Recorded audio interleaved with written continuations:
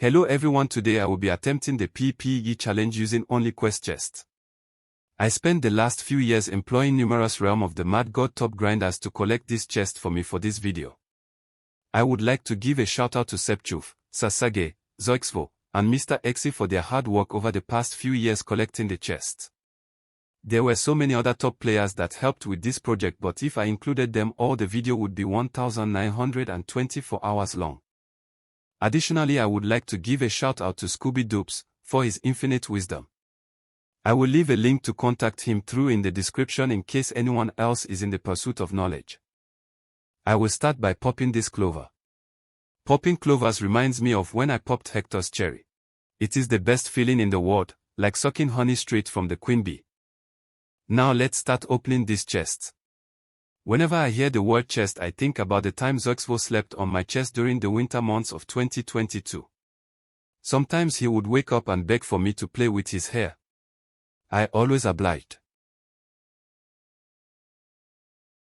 Using this shitty starter bar reminds me of when Mr. Exi started going by Mr. Gay during Pride month of 2026. Just like this chest take a lot of time to open, Mr. Exi took a lot of time to open up to me.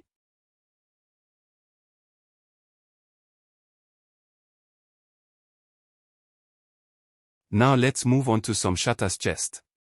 Whenever I hear Shatters, I always think of when I shattered the brain cells remaining in Benrek's mind when I threw him into a bedpost years ago. He might be a horrible League of Legends player now, but this wasn't always the case. Speaking of big moments in my life, I never forget Hector's nectar when I popped his cherry.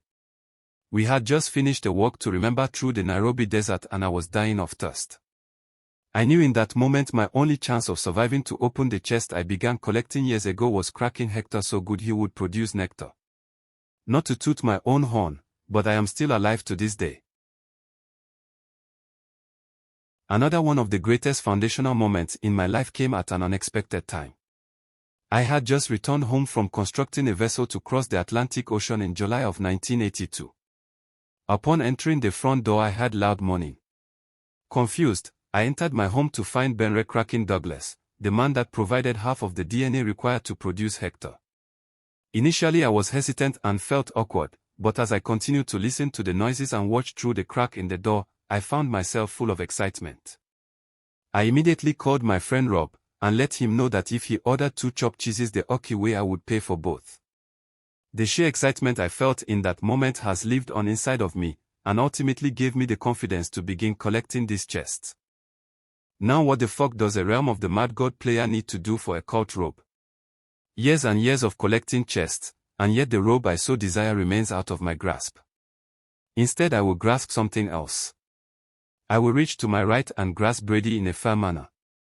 I will reach to my left and grasp Rob in a similar fashion. Then I will connect the tips over my lap and begin to go to work.